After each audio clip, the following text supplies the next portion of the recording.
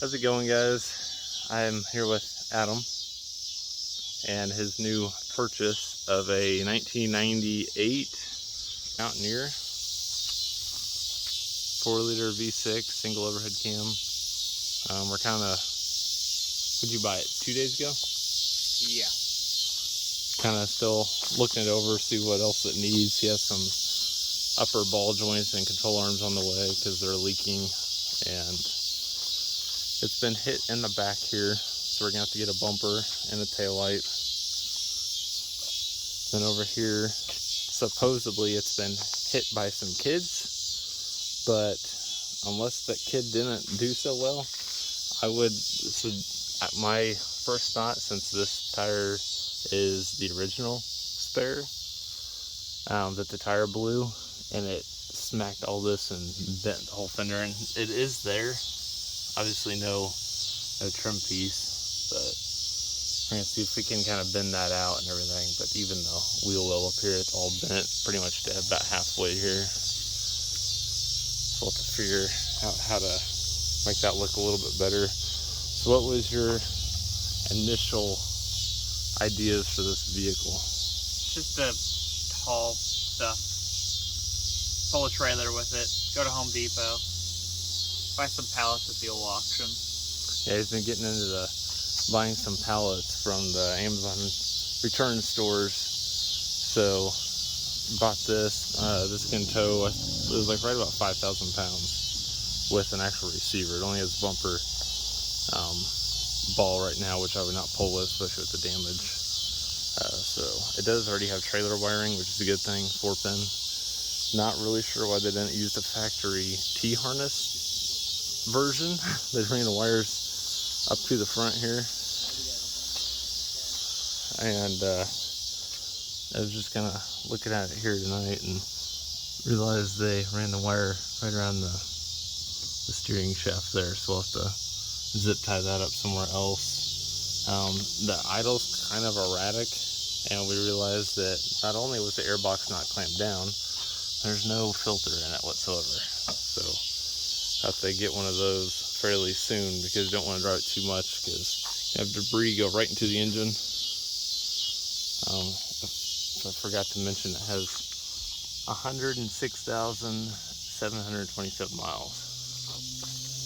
It's 4-wheel drive. It has the auto, low, and then high. It does need some tires on it, but you paid a whopping $1,500 for it. Clean title. Supposedly Adam's going to be the third owner on it, right? I think so. I'm not. That's the story we're told. So, third owner.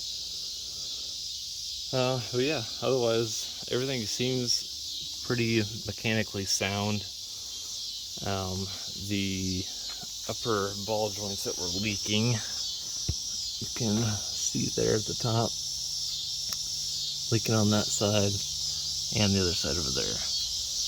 And then the other leaking issue I noticed when we went to go look at it is the rear diff. See, it's a little shiny on the bottom. It's not dripping anything. I don't know if that's good or bad. Either it's not leaking that bad, or it leaked everything out. I hope that's not the case. See, this is the factory other wheel. Let's look at this. The damage on it, actually. Okay, so they hit a curb or something to mess up the wheel that bad. Otherwise, tread's not terrible. Definitely needs some bushings all the way around. The sway bar bushing there is shot. Same there, the shocks need to be replaced eventually. Same with this leaf spring holder mount thingy. Yeah, otherwise it's in fairly good condition for $1,500. It needs new struts for the back window here, for the mount. They're not currently holding anymore. They've They feel decent when you lift it, but there's no resistance Those are coming. whatsoever. They'll be here Sunday. The screen on the radio didn't work. I had this one at my parents' house from another Explorer. I'm not sure if it worked or not. We threw it in here so we can test it.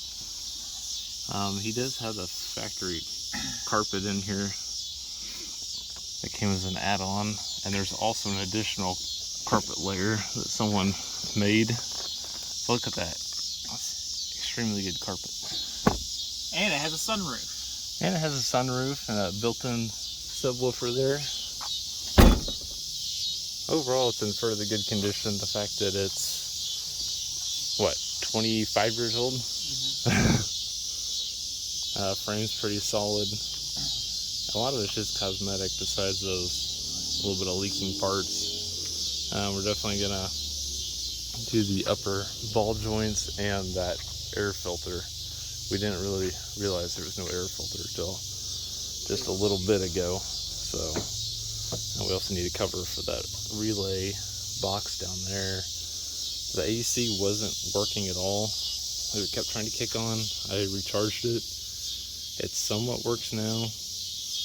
Adam's thinking it's something to do with the blend door. Go in the right position. He got it to work so the AC somewhat works, but he tried the heat again. The heat didn't really work. So we're just kind of messing around, see what all we can fix on it. And start by getting this wire off the steering shaft because we don't want that cut through or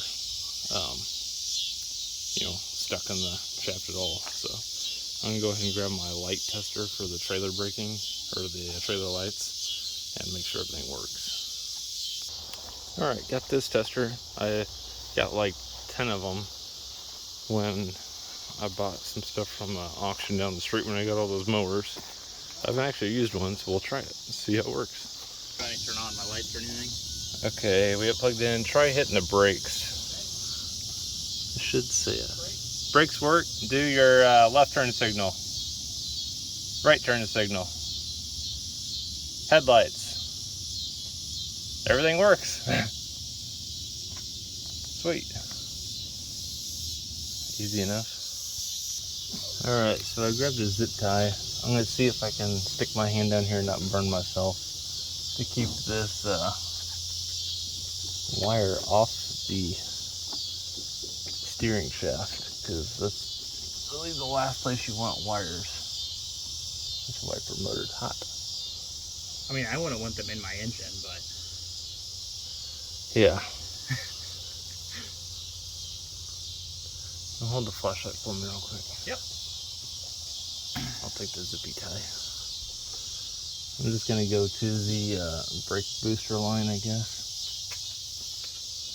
Just something to pull it. Ow, God, that thing's hot. It's a little spicy.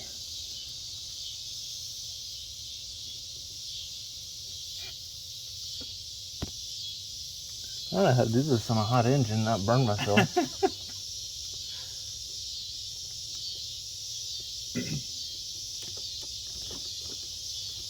Don't worry, guys. I know you guys can probably just see my armpit right now. I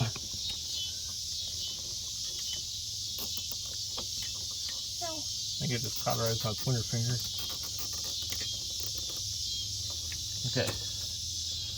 So as you can see, that's not touching. I'm going to cut off the access on that.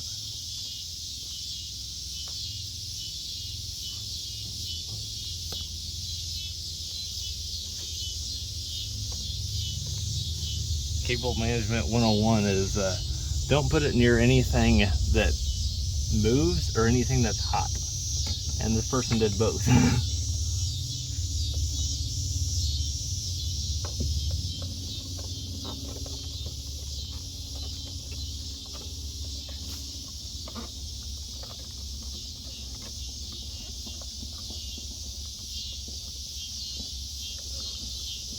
Oh my gosh. I need smaller hands. You thought you were going to cut the zip tie? Yeah, we're going to leave it long. Mainly because I can't get both hands down there.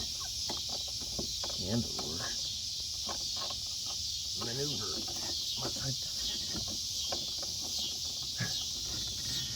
This is a 20-minute video of how to cut a zip tie. Okay. So that is temporarily resolved. Here's what I found. Alright, so let's see, what else did you need that was smaller stuff? I think the rest Just of something for you to look at. Can you just look at the brakes and tell me how bad they are? Is that a thing to do without with the tires on? Yeah. I mean, they're smooth, so you don't have any pitting. Didn't have to get till like 0 pad left. Figured it might be kind of hard. I can see a little bit there without pulling the wheel off.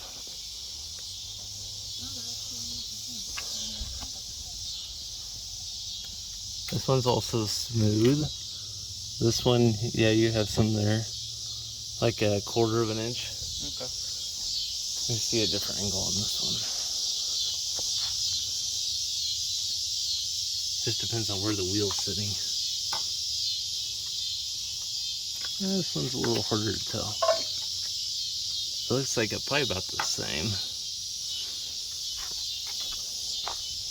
Don't know if we can tell in the rears.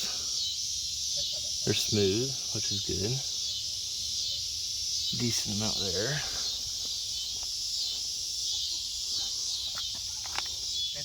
This one's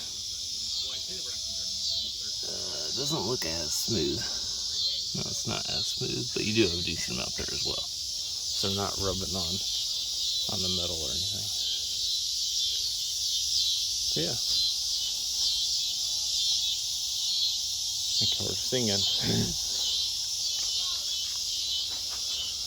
Does your reverse light work on this side? I haven't even checked. I see, you don't have to start it, you can just put it an accessory in. Reverse light check. Okay, your reverse light works, but your brake light doesn't work. My brake light doesn't work? No. Oh. Turn on your parking lights. Nothing? Nope. Let me turn my headlight. Okay, your headlights. Why weren't your parking lights coming? What? Try your parking lights again. Here, let me just... Back one. This parking? Nothing? No. But hit your brakes. I'm on my brakes. It's like coming and going. I'm tapping my brakes right now. But turn your headlights on again. Okay, so your low beam or your low filament works, but your high filament doesn't work. Okay. So your brake light doesn't work on this side. So we should be able to fix them up real quick on that. I should have some bulbs. Alright, so we pulled the taillight off and we've noticed it's kind of a green hint on this side, but it's actual green liquid. That's your blinker fluid, Philip. I've never seen actual blinker fluid. You need to change it out with clear, obviously. Well, see, the brake See, light... now it's brand new. The brake light was getting hot, so they put coolant in there. I've never seen that. It's the emergency coolant stash. Dude, even that guy was like, what the heck? Green coolant.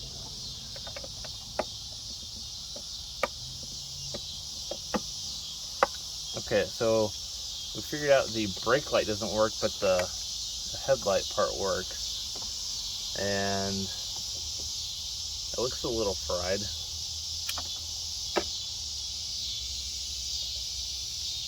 It doesn't really look broken, but it's a 3157. I'm gonna go see if I have one in the shed real quick. I was gonna say, just watch. Phil probably has one in his shed. And like I thought, I had one in the shed. So we'll pop this thing in there and make sure it works real quick. Yep.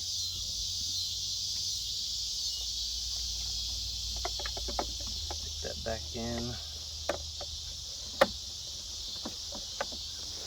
And remember, every 106,000 miles, change out your reverse light bulb fluid. Because it will turn green, and that's when you need to change it. Nice crunchy noises. I'll probably take that bulb out when we get new housing anyways.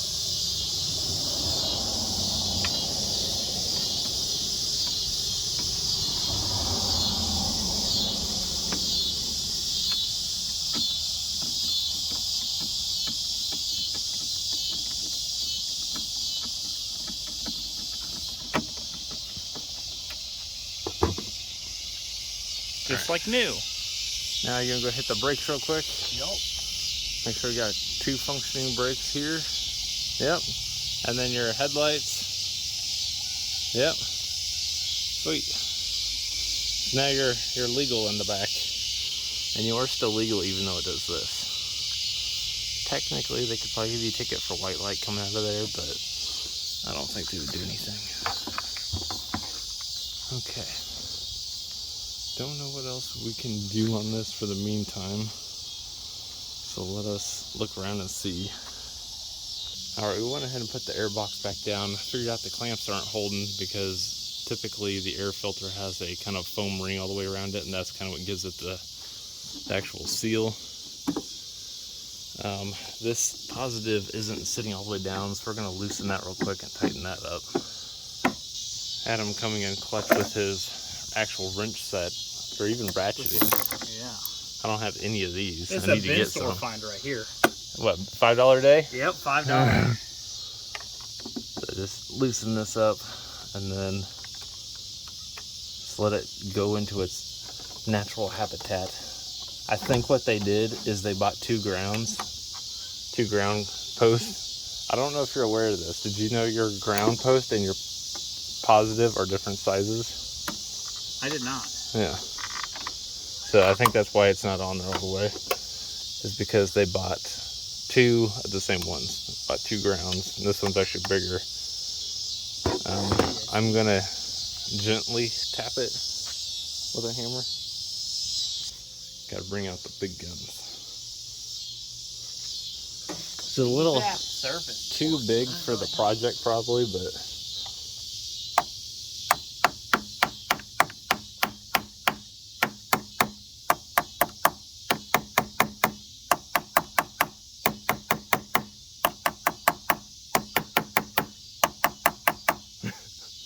it's somewhat flush, but Like yeah, a glove.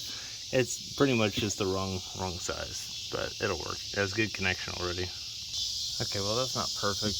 He's wanting to get a new battery anyways. This one's good, but if you actually look on the sticker, this is a Marine/RV battery.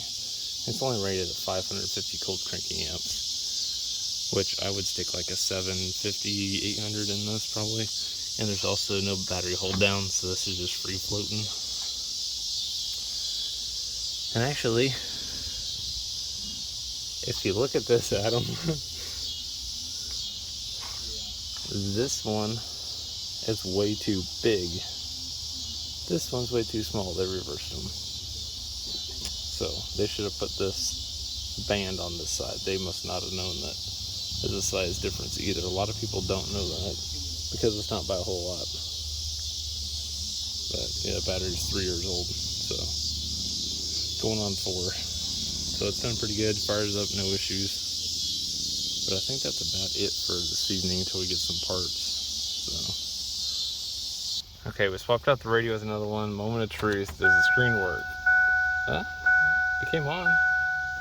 It's still on. It's kind of hard Yeah, to it's see. on. Oh, you have a dimmer dial? Oh yeah, I have it all the way down. Ah. Now does the radio work? No. No DJ. Okay. FM. Still got all the presets. Do a, yeah, it worked really fine. So you just saved some money doing that. But yeah. All right, we're gonna test the automatic light. So your headlights are off. They're on right now. Do you want me to turn them off? Yeah, turn them off. Okay, off. So the headlights are off. Flip this on. And I don't know if you have to try starting it. So your headlights are on now. Yeah. And then if I do this, shuts them off. I think the contactor's a little dirty. Maybe. Yeah. Oh. Yeah. I had this in my Explorers. The contactor in here's a little. See the light coming on? But If you slide it back and forth several times, it'd probably clear it up. which I just want it on anyways, right? Yeah. Because And then that's your max delay and your minimum delay. well, Yeah. shit, this thing's Auto headlights. And you have fog lights. I didn't know that. And the driver one didn't work, but come to find out, the driver one wasn't plugged in, so we just plugged it in. So now, all of your lights, oh, you don't have any working puddle lights. Wait, Hey, you do there. do I now? Wait. I had it wait, off. Yeah. Yeah, I was gonna say it probably timed out, yeah. Does the, turn them back on, does the one work over here?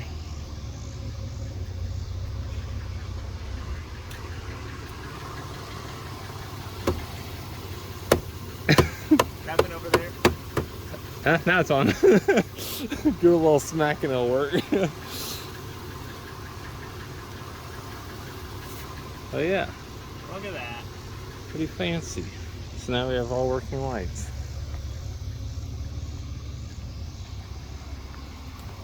So we fixed quite a bit of stuff with no money. Yeah, then you get an air filter, but Yeah, definitely an air filter. And then when we get those parts, we'll install the air filter and all that same time. I think that's why that thing has an erratic idle, is because there's no restriction on the air system at all. So it's probably throwing the vacuum off a little bit. But that's pretty much it for this video. Adam, thanks for showing your Explorer. We'll probably have a video on swapping some stuff out tomorrow. And upper ball joint yep. or upper control arm. Yep. Otherwise, it's a very, very nice vehicle for $1,500 nowadays. It's hard to find anything, especially for $1,500 that's run and drive, clean title, and people aren't hosing you left and right. So Yeah, I think this thing was a steal. yeah, he had what? When we showed up, 35 people wanting it besides you. Yeah, he said he had 34 other messages, I think, and when we went to go pick it up, he said by the time he shut it off, he had 40 messages, and he said some people were pissed. He said they were going off in the messages to him. I think because he didn't even give them a chance. Yeah, it sounded, my opinion, it doesn't sound like he was responding to anyone. Yeah, So he it was up responded to for just me. what? It was over 24 hours. He posted it the day before. Yeah, It was like middle of the day, so I think I messaged him at like 20 hours or something like that, 22 hours or something like that. I messaged him in the middle of the day and said, hey, I'd like to come look at this if you're available, because I was on call, so I didn't know if I'd be able to, I don't know if I'd be able to. And he didn't even read my message. And then like 4 o'clock or 4 or 5 o'clock, I got home and I was like, hey, I'm available whenever this evening, just let me know. And then sure enough, like 10 minutes later, he messaged and said, yeah, you can come take a look at it at 7:30. And I was like, okay. And because I figured it'd already be sold or something.